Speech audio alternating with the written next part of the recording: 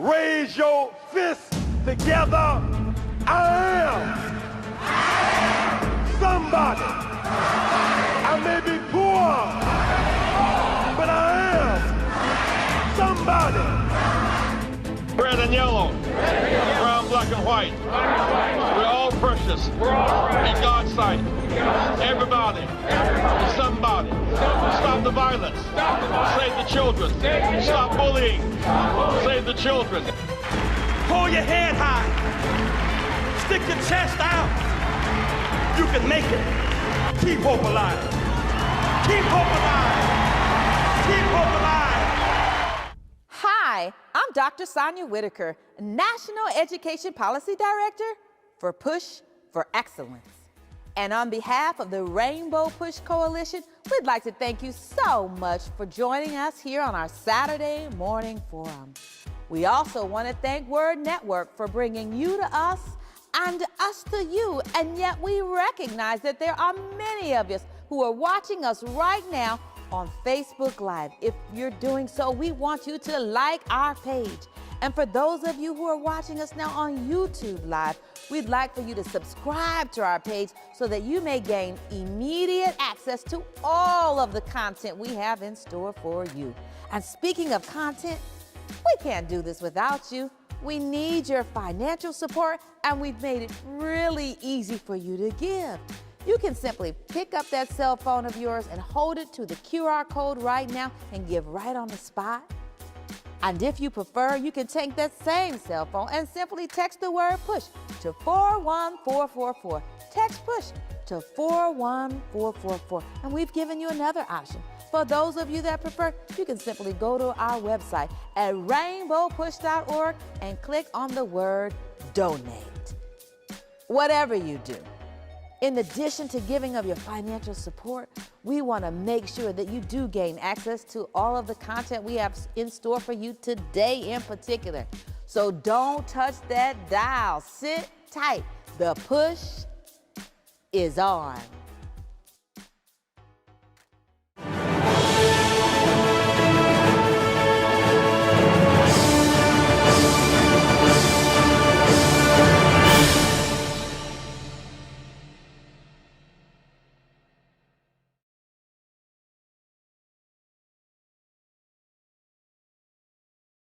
I'm Reverend Jesse Jackson. I was born in Greenville, South Carolina, in the throes of legal segregation of apartheid. But against those odds, with the help of God and loving parents and inspiring teachers, I was able to break that cycle and make a contribution. Can I be admitted? No, sir, you cannot be admitted. Why? I am not going to serve you. Because of my race? I'm not going to serve you. Dr. Martin Luther King Jr. appoints Reverend Jackson in 1966 to head Chicago's Operation Breadbasket, Southern Christian Leadership Council's self-help economic uplift program. In August of 1967, Dr. King appoints Reverend Jackson National Director of Operation Breadbasket, which negotiates hundreds of jobs and millions of dollars for African American neighborhoods across the country. I was a little boy who grew up in a community where black children could not go to the public schools. And lawyers came into our community and made them open up the public schools, and I thought that was going to be the end of the struggle.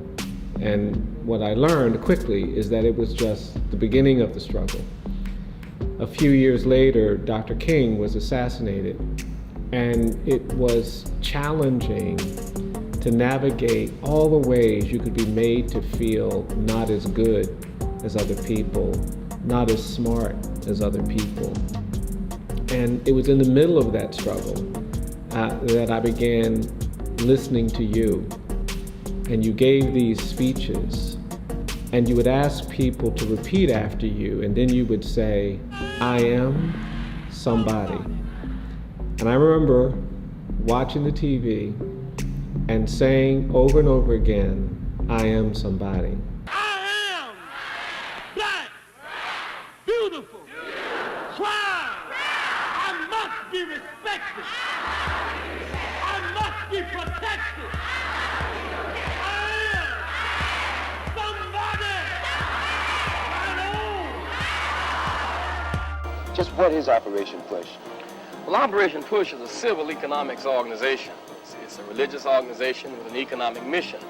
And we believe that the black church is the political and spiritual salvation of our people. And it is to that extent that we challenge churches and churchmen to get involved. My father has learned to take the broken pieces of life, the shredded pieces, the discarded pieces, and come up with something beautiful. He is a minister first. Many people see him as a politician first. Following in Jesus' tradition, that's what my father has done. Cast light into dark places to set the captive free. We're celebrating the legend himself, that prophetic icon, the Reverend Jesse Jackson, the game-changing gospel giant and prophetic witness. Happy birthday. How can we celebrate this in a way that truly reflects appreciation for the man, the mission, the message, Reverend Jesse Jackson Sr.? I want to invite you to help us bring to pass a vision that was given to him by the late Reverend Dr. Martin Luther King Jr. Dr. King had a dream of 1,000 churches connected.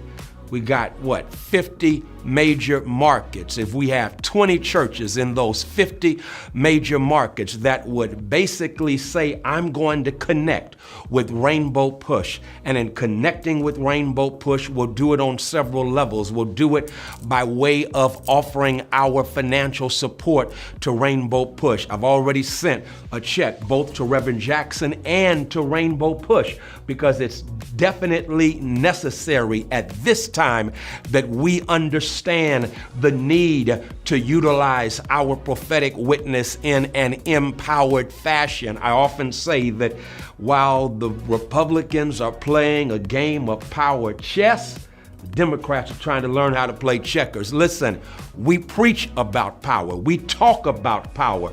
The question is, are we going to wield power? Reverend Jackson says we can wield power with 1,000 churches around this country connected in investing in Rainbow Push, but also not only must we invest in Rainbow Push, I hope you join me and will contribute at least $1,000. I've done more than that, but you can do what God has blessed you to do. And then not only that, I want to encourage you, as Reverend Jackson is talking about, we need, just as we have Sunday school classes, we've got to have social justice classes and teach what it means to unite or reunite in holy wedlock what never should have been divorced, Jesus and justice. That's what 1,000 churches connected can do. Imagine 1,000 churches throughout this country connected, wielding power. Watch this, as one, but at the same time doing all we can to make a difference in our respective areas, being fed, watch this, information as well as inspiration from Rainbow Push as a family and Reverend Jesse Jackson as our fearless leader. So I hope that you'll join me. Join 1,000 Churches Connected. That's a real good way to say happy birthday, Reverend Jackson. God bless you. Keep hope alive. Hello, I'm Robert Patillo, and I'm the Executive Director of the Rainbow Push Coalition Peachtree Street Project here in Atlanta, Georgia. I would like to invite you to this year's 23rd Annual Creating Opportunity Conference, which will be held October 19th through 21st at the Hyatt Regency Hotel in downtown Atlanta. This year, we will be embracing the change in an unstable global economy. We'll be having sessions on everything from political leadership to elections to a women's roundtable, international discussions on social economic issues that exist around the globe. The first 2 days, you'll be able to log in and view the conference from anywhere in the world. For more information, go to rainbowpush.org or email myself, R. Patillo, at rainbowpush.org, or our program director, Trina Heathington, at theheathington@rainbowpush.org. And as Reverend Jackson would say, make sure that you keep hope alive. Well, welcome to this segment of our broadcast. We've been talking for some time about a piece of legislation that will be effective January 1st, 2023. Why do I keep talking about it? Well, because it affects a lot of us. It's about no cash bail. And I know some of you are wondering, what does that mean? I have two experts that are going to share with us a testimony and share with us how this process will work. It's a part of the SAFETY Act. Most of us have not heard about the SAFETY Act. We don't know what it includes, and I got somebody on here that can tell us. We have Ms. Lavette Mays, who's an advocate for no cash bail, and she'll tell you why. And then we have attorney Sharon Matthews. Sharon Mitchell, I'm sorry, attorney Sharon Mitchell, who will explain the no cash bail. Also, he will give us some real information about the SAFE-T Act. I want to start with you, Attorney Mitchell. So you can tell us, what is the SAFE-T Act? What does it mean? What's included in it? Why should we care about it? Yeah, thank you so much for having me. The SAFE-T Act is a piece of legislation that was signed into law on January of 2021. It's what's called omnibus legislation. So it's a lot of different pieces into one law. So the SAFE-T Act affected kind of 3 or 4 major buckets. It had policing reform, it had sentencing reform, and it had pretrial reform. So when we talk about the Pretrial Fairness Act, when we talk about the end of cash bond, that is one piece out of kind of multiple sets of things that the bill does. So what else did the bill talk about? And the reason he knows all of this, he is what most of us get when we go to criminal court because we don't have any money. They always say, you will have a public defender. Well, this is the public defender. Yes. He's over the public defender's office for Cook County. And I'm just glad to have you on the program. Thank you so much. Everybody needs to know him. Yeah. He's hardworking. He has a lot of experience. He cares about the community. He has worked at different levels of government, so he didn't just come into this without any experience. And what I've heard about him is he's the most engaged public defender we've ever had. Well, we've had some great public defenders. We have. We've had some great public defenders, so I'm just sitting in their footsteps, standing in their footsteps, trying to keep the office going. So tell us about the SAFE-T Act. Yeah, so again, the SAFE-T Act is this piece, big piece of legislation. The Pretrial Fairness Act is within it. And I think the biggest thing that people know about the Pretrial Fairness Act is that it ends cash bond. So when a person goes before a judge has to make a decision about what happens to that person during the pendency of their case. So in the status quo, right now, a judge can basically make one of 3 decisions. A judge can choose to release that person. Their case is still pending. They still need to come to court. A judge can choose to hold that person. There's no amount of money that can be posted that can get that person out of jail before the case is resolved. Or a judge can do the third thing, which is what they do a majority of the time. They issue a cash bond. So they say you are eligible to be released, but you must pay a set of dollars to the county to seek your freedom.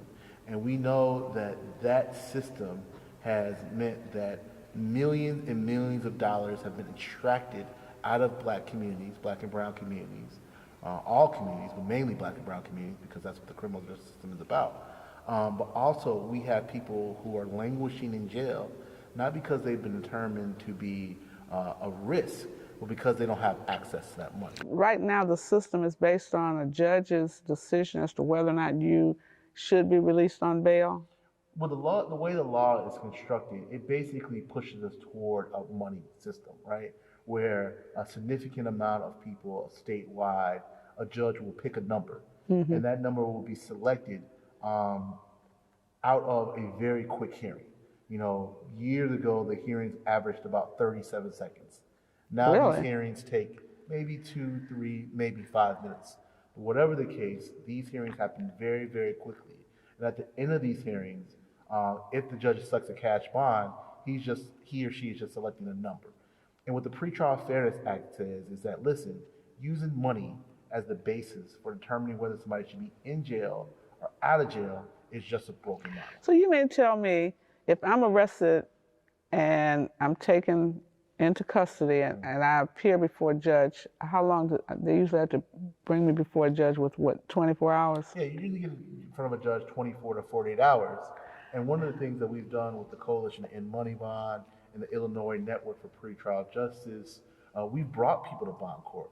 We've allowed them to see bond court. And I'm really excited to have Lavette be here because she's an expert on this issue. She works with the Chicago Community Bond Fund, so she works with people all the time.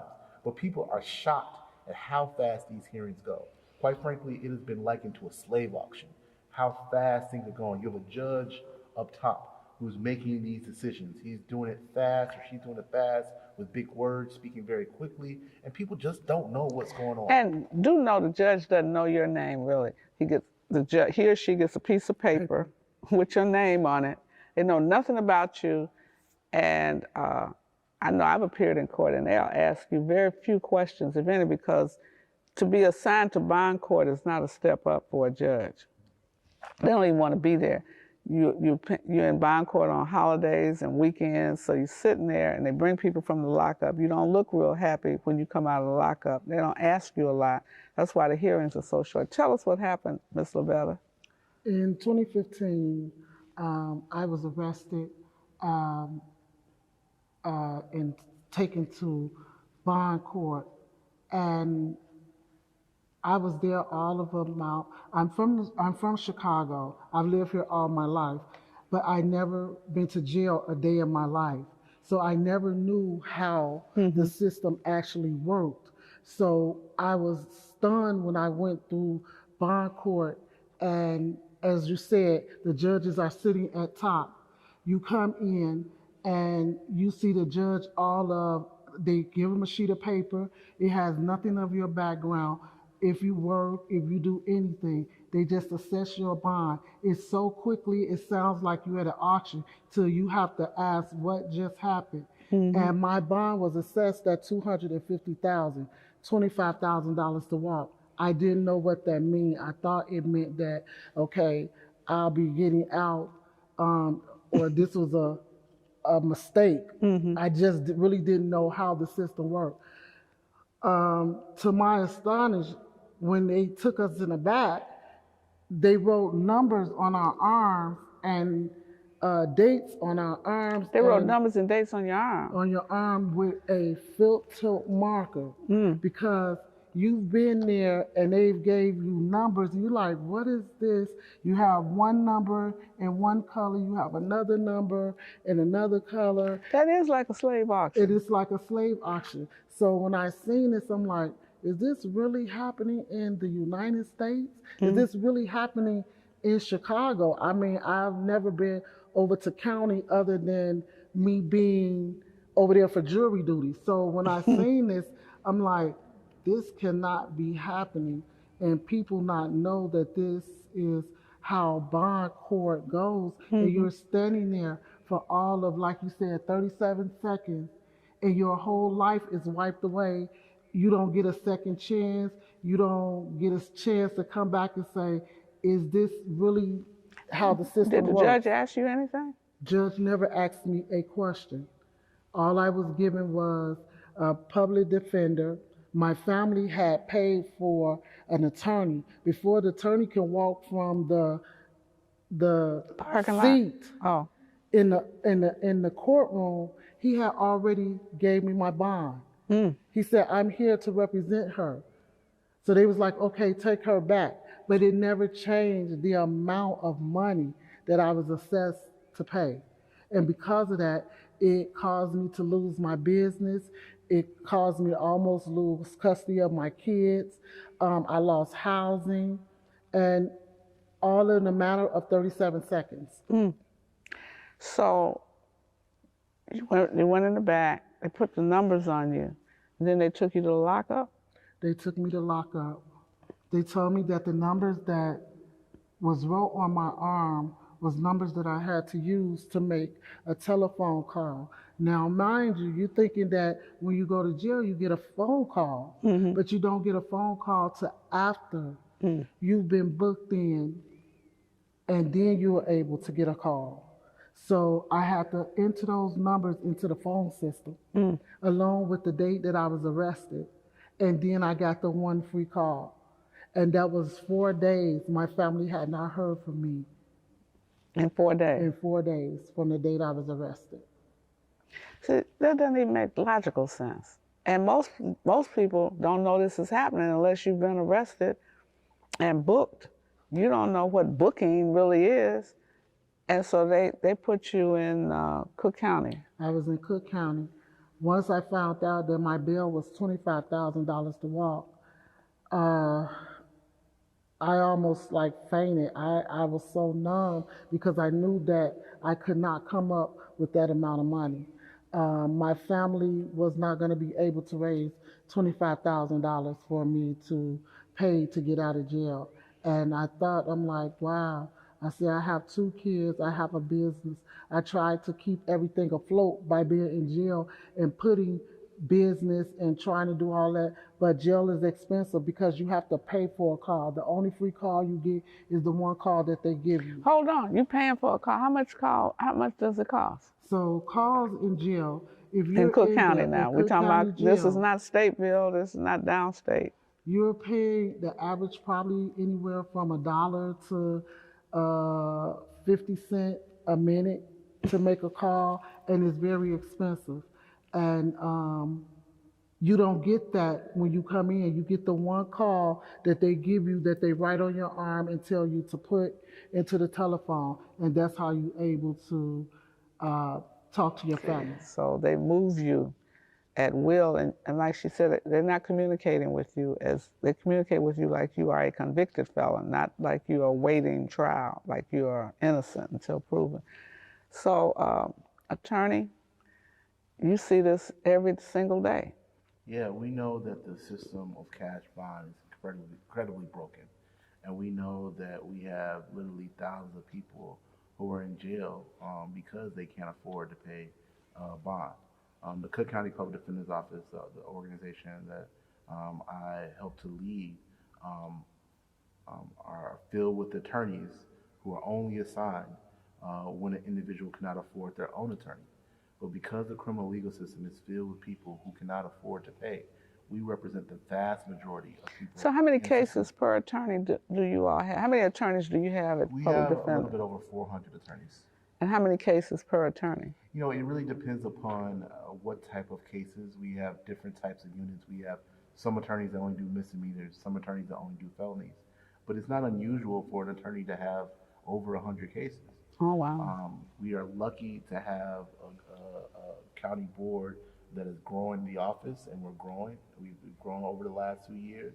But the fact of the matter is that the money bond system, you know, really contributes to some of the issues, and the Pretrial Fairness Act really tries to resolve those issues. And it's something that lots of folks believe that will be a really fair step in the right direction, a good step in the right direction. So I know you believe in money bond.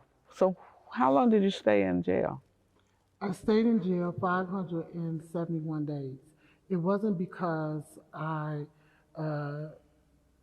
couldn't, as I could say, I stayed the 571 days simply because I could not afford to pay the bond. When you're in jail, you're asking for something that's called a bond reduction. Mm-hmm. So a year after I was in jail, I asked for a bond reduction, which was, it went from $25,000 to $10,000. So, and this is the thing, 10% of, you have to pay 10% to get out. So her original bond was $250,000, which is insane. Nobody walks around with $25,000 cash except those who are in the criminal enterprise, pretty much. And so then they reduced it down to $100,000, so you needed $10,000 to get out. Exactly. What happens to the money, the 10%? You know, it depends upon where you're at in the state. You know, we're in Cook County. We're in Cook County. They just passed a law basically saying the county can only retain a certain amount of those dollars. But we know that if a person pleads guilty, and oftentimes that's kind of the point, you get somebody stuck in jail, they're less likely to go to trial, so they plead guilty, and any type of fines, any type of fees can be taken out of that money. So you're supposed to get, you know, the majority of the money back, but oftentimes they find ways to remove that money from you. So we really know that loss of money, it's literally tens of millions of dollars, has a real impact on Black and brown communities. As a public defender myself, the hardest thing I had to do was have these conversations with family members. Because remember, it is mainly family that is paying these fines. Absolutely. It's not the person accused. It is the mother, the grandmother, the pastor, the preacher, mortgaging the church, houses. mortgaging the house, doing all that they can. And we have to talk about how that is violence in itself, right? It is. Tearing families apart, making people make these incredibly difficult financial decisions. And costing them jobs. And like she said, you also almost lost your children. Yeah. So how did you finally get out? So in 2016, at the end of the year, a lady that used to come, one of the ladies that used to come to the prison, to Cook County Jail, she used to volunteer. And one day she told me, she was like, you're in here, you're helping a lot of women. She was like, you're helping them with their cases, you're helping them get themselves better, because you have to understand when you're in jail, you become a collective. Because like you said, the jails wasn't designed really for women. So there's not that many places that you can go in jail without seeing another woman. So she told me about the Chicago Community Bond Fund. And at that time, when she would come and volunteer, she would bring us puzzles and different stuff like that, because everything was monitored and watched. So she wrote one day on the back of the puzzle, the Chicago Community Bond Fund. I couldn't call my sister and tell her because our calls are being recorded. So I had to mail the puzzle to my sister with the information on there to get it out, and she was able to contact Community Bond Fund. That's where they paid the $10,000 in order for me to get out, because at that time I was just about to lose my kids because of this. It was a custody issue, and I needed to get out to save my kids. So when I got out, I'm thinking like, okay, I'm out of jail again, not knowing how the system worked. They took me from jail to house arrest.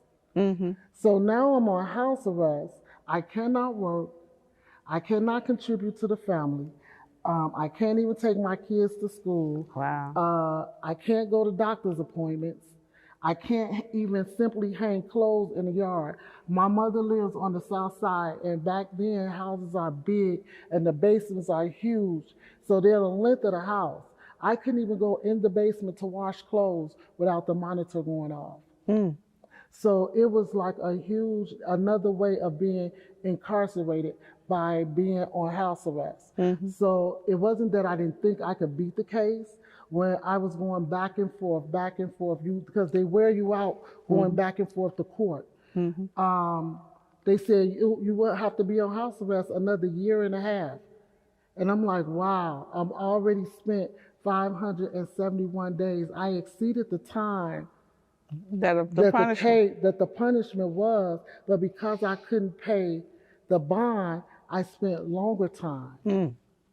So then I just decided, not because I didn't think I could beat the case, because my kids was being traumatized. I have small kids, one in high school, I have one with a disability, and I could not put them through any more trauma that they were going through. So I decided to take a plea. Again, not that I didn't think that I can beat the county with the case, it was because the back and forth, and you going to court, another continuous, and no resolution to what was going on. So when you see people talking about this letting hardened criminals out on the street, you now know that no cash bail really affects all of us.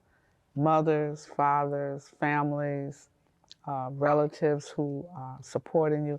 And it has a tremendous impact on children, even when we're innocent. And so I really thank you for sharing your journey, because people don't understand what this really means. And we need to get out to the public that this is not a get out of jail free card. This is something that's going to help the Black and brown community.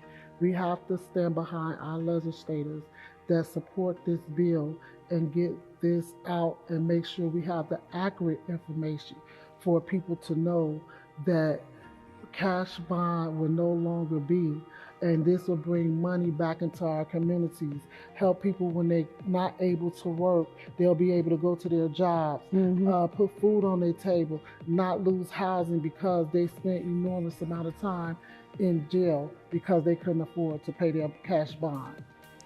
Well, I thank you for your work. and for your commitment to justice. Attorney, you get the last word. Yeah, I think that it's clear that there's lots of information out there. We've heard things like this makes murder legal. This means people will be released automatically. People can't be arrested. All of these things. It wasn't a coincidence that these lies happen at the same time that we are dealing with this political cycle. And there are folks out there that are willing to lie about this bill, this law, and put it into social media. So I'm just happy that we're here today to be able to dispel some of these myths, talk about what this law actually does, and talk about the benefits it has to our community. So thank you so much for having me. Thank you. I really appreciate this. This is really...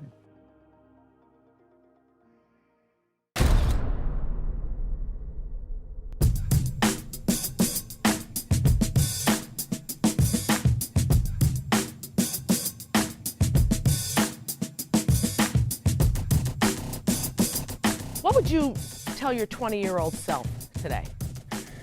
A lot of unseen challenges coming your way. Civil rights icon Jesse Jackson led hundreds of people through North Central Phoenix on a march for voting rights. He's one of my heroes. I'm gonna let it shine. Phoenix police said Jackson and the Reverend William Barber were among the more than 30 people arrested for refusing to leave the office complex. We're about 7 miles down in today's march, still about 2 more to go. Marchers are ending the day in North Austin, and they'll be back out tomorrow morning at 7 a.m. for that final leg to the Capitol. There was a very special guest out here today. Well-known civil rights leader, Reverend Jesse Jackson, marched with the group for a short time. We spoke with him about why he wanted to be here and his message for Congress. Voting is our free speech and democracy. We must protect the right to vote. Pass the Voting Rights Act, federal protection. It can no longer be a state's right, it must be a national right for everybody. Jackson was in Toledo today near the GM plant, where 8 workers have filed a lawsuit saying they were targets of racial harassment and intimidation. We told you last week about reports of nooses left hanging in the plant, along with white supremacy messages. Jackson described those behind those acts as cowards. There's an ominous cloud of poison in America today. The GM, and UAW, have a burden on the earth. The cancer, is eating away, at the heart, of the organization.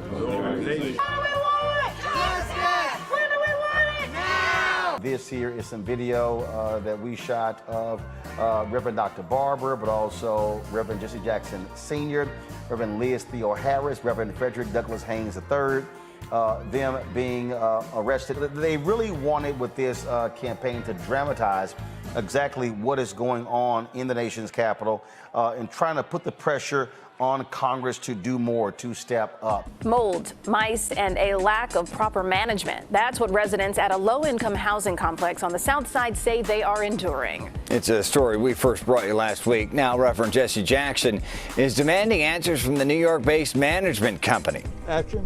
Action today. No one. We put out. What we put out? This area. Alderman. State rep. State senator. Mayor. County commissioner. Federal government. Federal government. Come to our rescue. You must not be afraid. We will not be afraid. Help is on the way.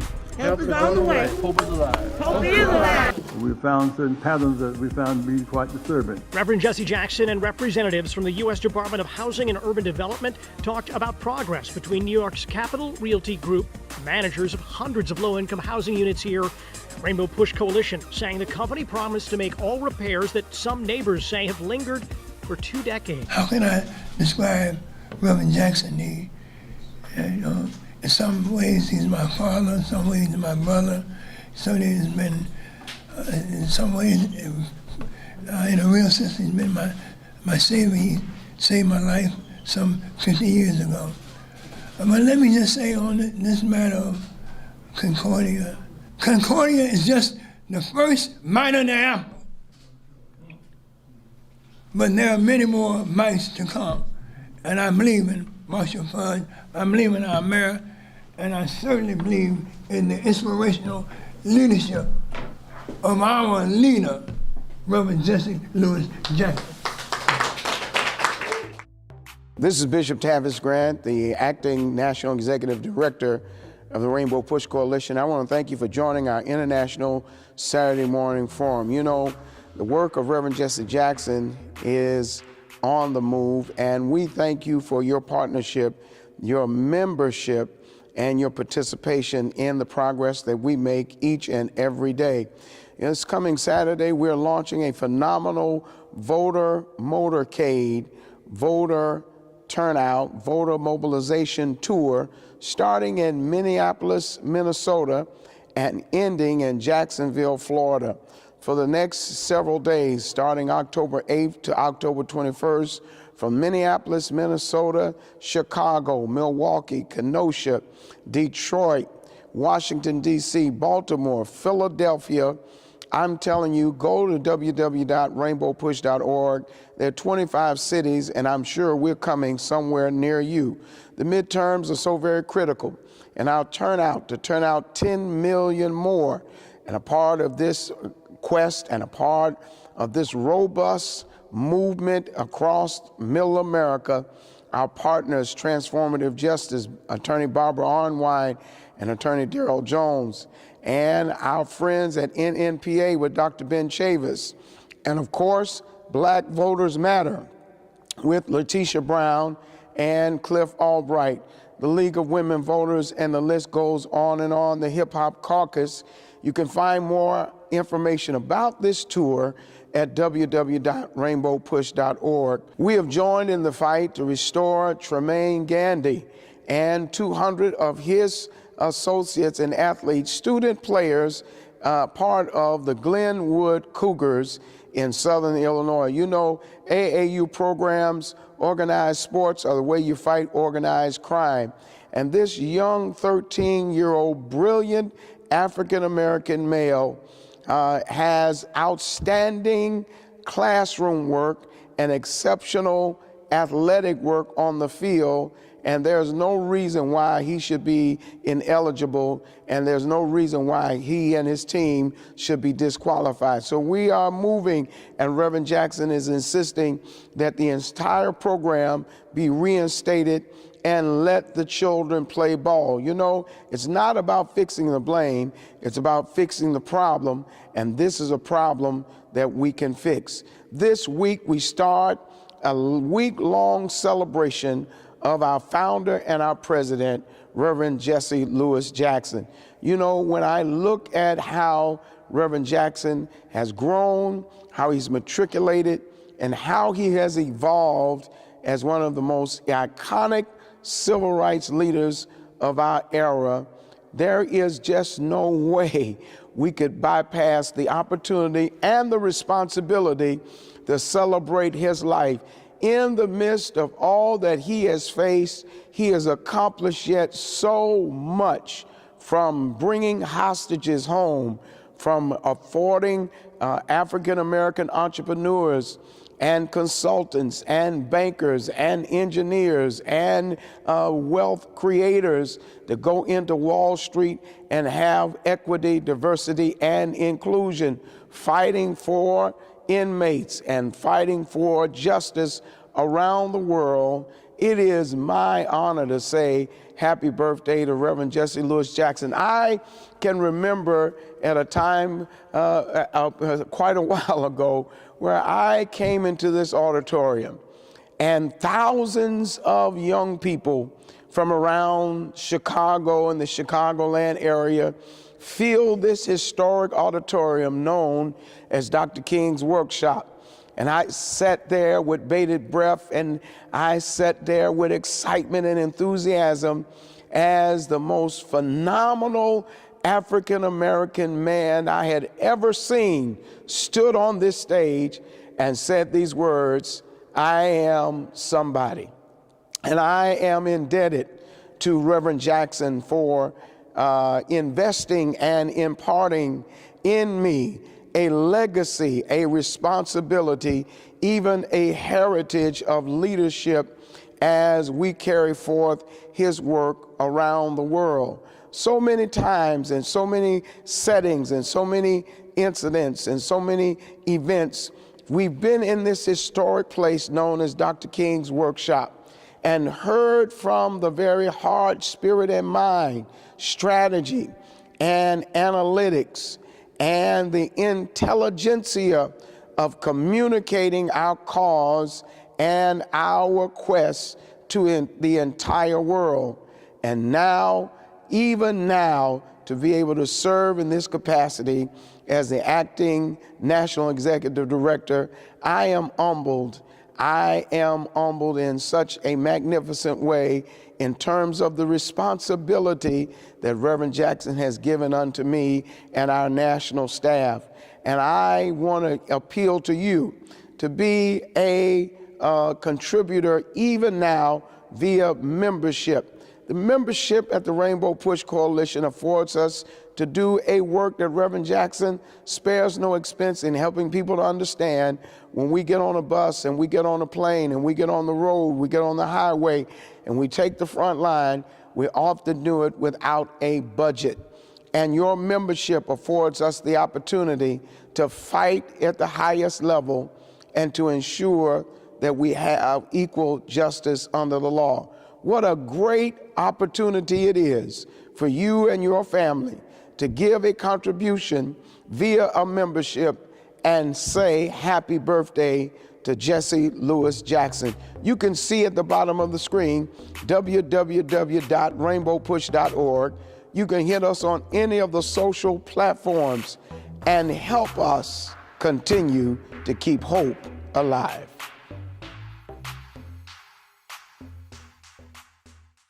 Push Excel's goal is to inspire students to strive for excellence in education in spite of personal, family, and community challenges that they might experience.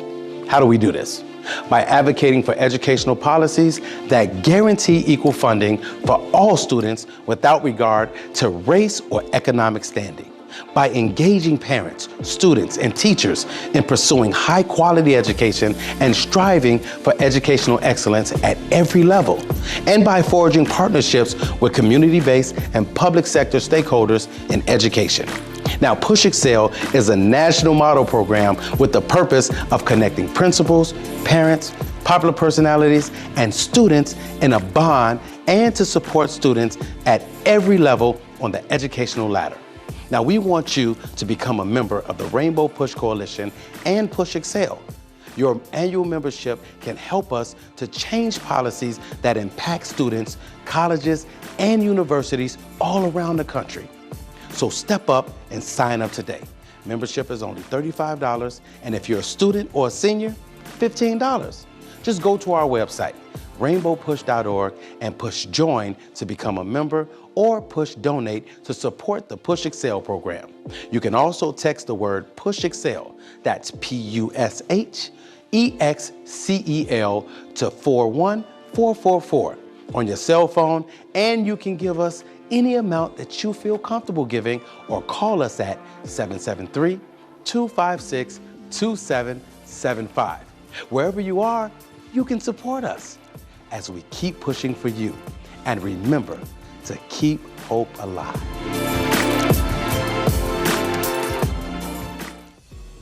Welcome back. I'm here with Reverend Dr. Jeanette Wilson, and as usual, we are prepared to talk with you with what we refer to as a spotlight on education. How are you doing today? I'm doing great. We have so many issues on education.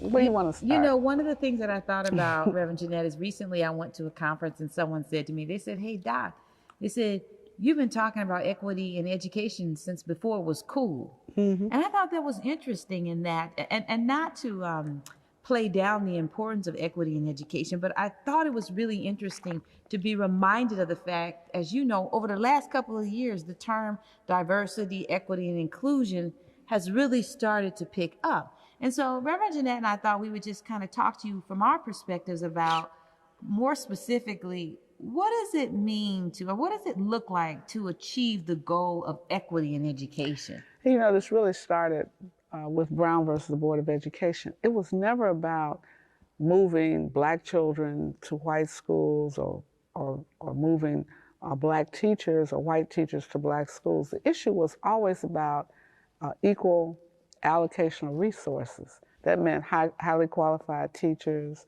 It meant quality resources, tools for education, books. Historically, African Americans would get books after white schools had discarded them, after they had become obsolete, after pages were torn from some of the textbooks. They would go to the black schools in the South and even in the North. And so when they talked about equity, it was so that every child would have the same resources available to them when they attended public school. And we still don't have equity. Well, you know, when the first word you said was resources, and I normally don't think about facilities right off the bat, but you know, when I think about resources, I almost want to break it down to facilities. So, you got to start with facilities. Yeah, like what are we thinking that from an equitable perspective, a facility should look like for all students, not just students who are in the more affluent school districts? Well, you have to have access to technology. I mean, today, you have to have complete access to technology. So when you look at schools that were built in the 20s, they don't have the resources automatically for the technology that we use It's today. interesting you say that, and tying the technology piece to the actual facility is just the infrastructure. You know, do they even have the plugs, not just the plugs, but the electricity that needs to be, Can they the do wiring is what the I'm trying to wiring? say. Can they do the Wi-Fi in these old brick school buildings? So that when they bring in the technology. For it's example, we successful. don't use chalkboards anymore. We have the whiteboards. Do The they have smart whiteboards? boards. The smart boards that are connected to the computers. When you look at the labs that the science labs. The science labs. Years ago, you had a Bunsen burner and you had a lab. And now in affluent districts, they have a lab at every desk. And they have the electronic labs as well as, so that you don't have to dissect the frog because animal rights people have issues. You can now do certain things electronically and digitally, I would say. And so do you have that in every school? No. Or how many public schools you know in inner cities across America have a band? Right. Or music? That's where I was going to go next, is what some people would call extracurricular, right? In the inner city areas, we may have to call that extracurricular, whereas in a more affluent school districts, band, music, orchestra is a part of the regular day. Right. And so the children can't, if I want to grow up and be a musician, I can't start when I get to college. I should have started in elementary school. And kindergarten. Sure. And so do we have the tools? Do you have band instruments? Do you have the qualified teachers to teach music? Right. I mean, most of our schools in the inner cities, when they cut the budget, they cut music, and the next cut is art. Right. And then do they have performing arts? How are these kids going to become actors and actresses when they have not been exposed to public speaking, to drama in public school? You know, when you were talking, I was thinking about the term, if it's good enough for one group of students, it's good enough for another group of students. So we've talked about facilities, we've talked about extracurricular, and I'd like to move the conversation even closer to the classroom in terms of, unfortunately, having to recognize that in some school districts, teachers don't have the curricular materials. I'm talking about the straight up classroom books. Really? Reading materials, and a curriculum that describes what the organization, or in this case, the school district, expects students to know and be able to do relevant to each of the subjects. And if you think the inner city's bad, these rural areas, small town, most of America's small towns, rural areas, the farm towns, they don't have the resources either. They don't have Wi-Fi. So you can't go live on anything because the bandwidth is not there in the school itself, in the school building. Let's think about the gymnasium.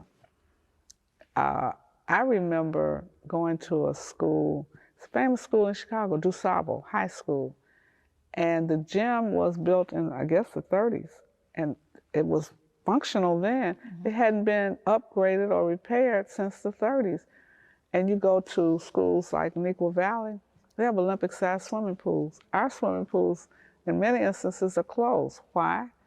They haven't been upgraded, but also they don't have a swimming instructor as a part of PE. So how many schools don't have swimming, which is the best sport for exercise ever? Right. How do you get an Olympic? I was just going to say that. Go ahead. And how do you get an Olympic star or athlete, particularly as it relates to swimming, if those students have not had access? Or track and field. You don't have a track, and you don't have the field stuff, the ropes, the balance beam. When I was in high school, we had all of that because I was attending a newly built high school. Some of the other schools, they didn't have the ropes and the mats where you, the trampoline, where you learn to flip on the trampoline. Right. I thought I was going to be Olympics. So I think you certainly could have done just that. I thought I could. I'm thinking about, like, what do we recommend and what do we do about it? The first thing that comes to my mind, again, as I travel the country and I hear a lot of school district officials use the term diversity, equity, and inclusion and talk about the fact that you want to accomplish goals in this area, I can't help but to think about how important it is to develop a plan. Like Reverend Jeanette, I'm suggesting that we can't just talk about it and piecemeal the work. I think that school and district leaders have to be more strategic in planning how they're going to address. If we use the examples that we gave, how do you address the facilities related needs even amongst your own school districts? Because I have worked in districts where the more affluent communities within that district has the resources, right? But in the same district, the less affluent communities may not have the appropriate resources needed relevant to facilities. So again, from a district perspective, a recommendation would be to identify facilities as a target area for ensuring equitable access to a quality experience. And then, as we've indicated, in addition to making sure that the materials or the curriculum reflect the spirits and the lives of all students, including Black and Brown students, would be another move in the right direction towards strategically planning for how to ensure equity in education. Well, we're going to be convening some sessions that push parent empowerment, talk about that. Teacher empowerment, and student empowerment. We need to demand those things. As parents, you don't have to know everything about the curriculum, but you can see the building needs to be upgraded so that your child has smart boards in every classroom in the school where your child attends. And so we have an event coming up. I'll talk in just a moment. You gonna talk about that? And then the parent one too. So we got so much going on here. So I want to just announce for those of you who didn't hear it again that we are excited to share that our event, which was actually held, I'll talk about that one, on October the 6th, was indeed a huge success. And during this event, we focused on the national teacher shortage. And so we want to continue to bring information for you about what you can do relevant to that. If you did not have the opportunity to participate in our critical thinking series that was held on Thursday, October the 6th, focus on the national teacher shortage, we want to invite you to visit pushexcel.org so that you can view that. And either we have coming up or we just had another event. No, the Parent Summit is coming up. Okay. It's going to be Saturday the 15th. Right. We have a Parent Summit. And everyone, parents, grandparents, aunts and uncles, if you're raising a child in public school or if you're helping godparents, this is where you can step in. We want to help empower you with information about what's happening in the schools and what you can do to change them. We have an election in Chicago. We're going to have the first time ever next year, parents running to be on the elected school boards. Well, once you get on there, you need to know, what are you running for? Well, we're running to improve the facilities, upgrade. It's like infrastructure improvements. Our schools need infrastructure upgrades for technology and so forth. And we're going to talk about, how do you form partnerships? How do you have an opera house, civic opera house in your town or near you, and our children have never seen an opera? How do we have orchestra hall? We have an orchestra in Chicago Symphony. Our children have never seen the symphony. So I can answer that question in terms of how we can have it. As Yes. you've indicated, we can have it by making sure that parents are involved. And we want to invite you to, if you haven't joined Rainbow Push and Push Excel, we're going to invite you to do so now so that you can gain immediate access to the recommendations here that we have. But we also want you to contribute. And lastly, whatever you do, the push is on and keep hope alive. We're excited to get more people involved in Rainbow Push, supporting the programs of Push for Excellence and the Citizenship Education Fund. If you're interested in impacting public policies, if you believe in the scholarships that we give to thousands of students each and every year, you can become a policymaker by becoming a member of Rainbow Push right now. For an annual membership of $35, or if you're a student or senior, $15, you can help us make a difference in the lives of millions. How do you become a member? Visit our website at rainbowpush.org and press join. Or maybe you'd like to support us. You can text the word PUSH, that's PUSH, to 41444 on your cell phone, and you can give any amount you feel comfortable giving. You can also call us at 773-256-2775, or go to rainbowpush.org and push donate. Wherever you are, you can support us as we keep pushing for you. We are Sanctuary. We are. When I think of Rainbow Push, I think of two words: social justice. Education advocacy. Political empowerment. Freedom and equality. Corporate partnership. Stop the violence. Save the children. Don't get it. Shut it down. If we don't get it, shut it down. Political change. Inclusion, evolution. Progress, justice. Jesse Jackson. Keep hope alive. Keep hope alive. Somebody. I am. Somebody. I am. Somebody. Protect me. Protect me. Never neglect me.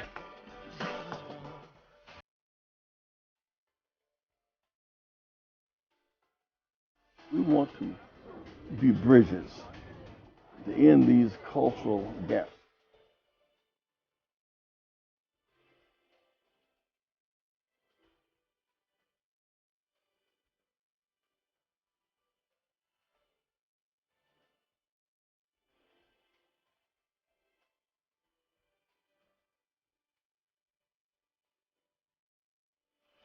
We're going forward by hope. Not backwards. By fear.